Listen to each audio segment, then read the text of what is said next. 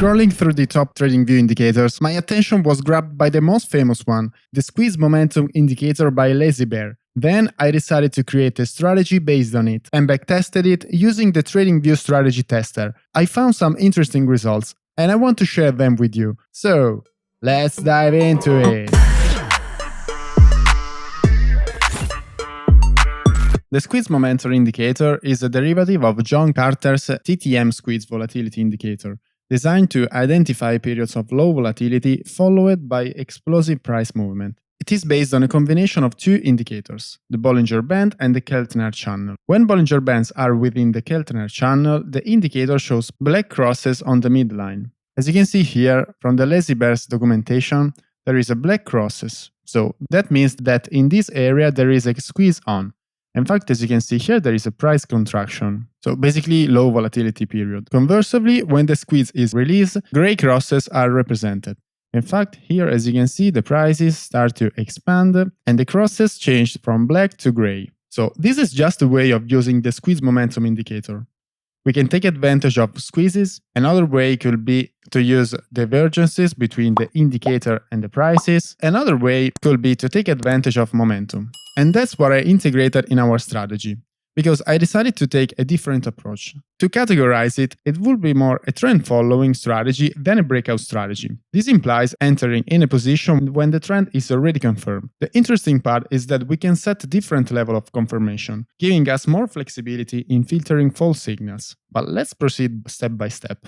In our strategy indicator, we have the squeeze momentum settings, which are these ones, the default settings of the squeeze momentum indicator, and then here we can select the entry type, greater or lesser or first signal only. Greater or lesser, basically it will open a long position when the squeeze momentum is in green area, and then it will open another long position as soon as the previous position will be closed. And this will always happen when the indicator will be in green area.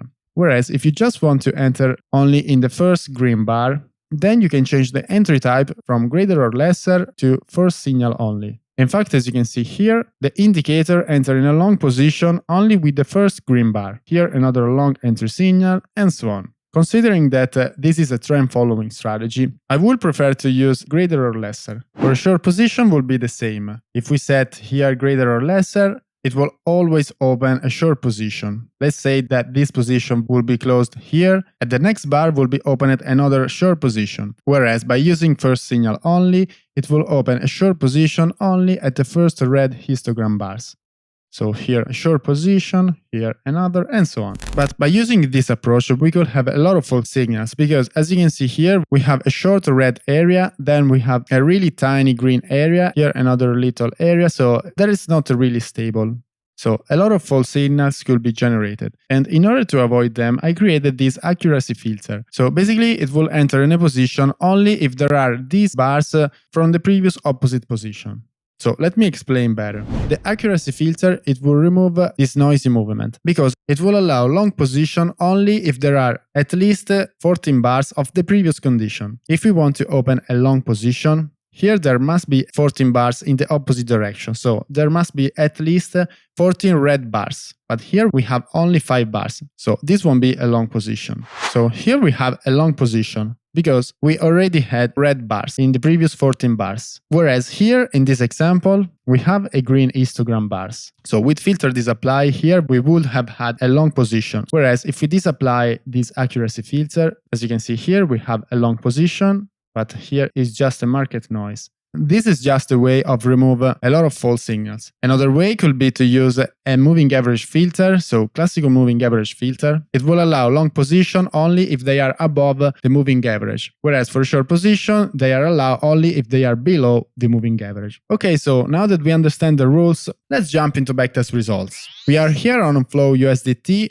1 hour time frame on Bybit exchange, opening our indicator settings. I leave the squeeze momentum settings as defaults, entry type greater or lesser, moving average filter is off, accuracy filter is off, $10,000 with a fixed size, 1x leverage, 0.06 commission. We are going only short with position custom, type stop loss percentage, take profit percentage, 2% stop loss and 4% take profit. Let's see the backtest results. As you can see from the equity, we have a lot of trades. We have 854 trades. The equity is not the best that we ever seen, but it's quite interesting. We have 205% net profit, 854 total trades, 39.3 win rate, 1.80 profit factor, 24% max throwdown, and 0.24 average trade.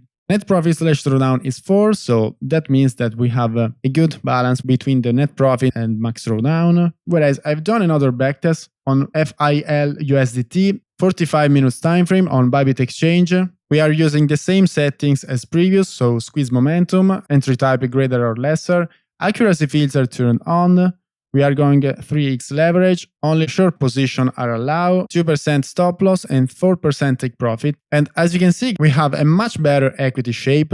Net profit 549%, 550 total close trades, 40.9 win rate, 1.26 profit factor, 32.69 max throwdown, and 0.33 average trade. Net profit / throwdown is still the same. We have 7 max win row and 10 max loss row. Risk reward 1.83, which is absolutely good. And if we try to disapply this accuracy filter, as you can see, we have still 351% net profit. Max throwdown is skyrocket at 53%. The equity shape is not really good, but considering that we are not filtering any false signals, in my opinion, this is a good result. So at least we can say that the base entry signal on this pair and this time frame, it works pretty well, considering that we are still in profit. So this is just a way of using the squeeze momentum indicator. Let me know in the comment section if you ever use this kind of indicator and what your thought about it. So the strategy will be free and you can find it in my Discord server, which you can find the link in the description down below. If you prefer a breakout strategy instead of trend following strategy, I would suggest you to check my breakout strategy right here.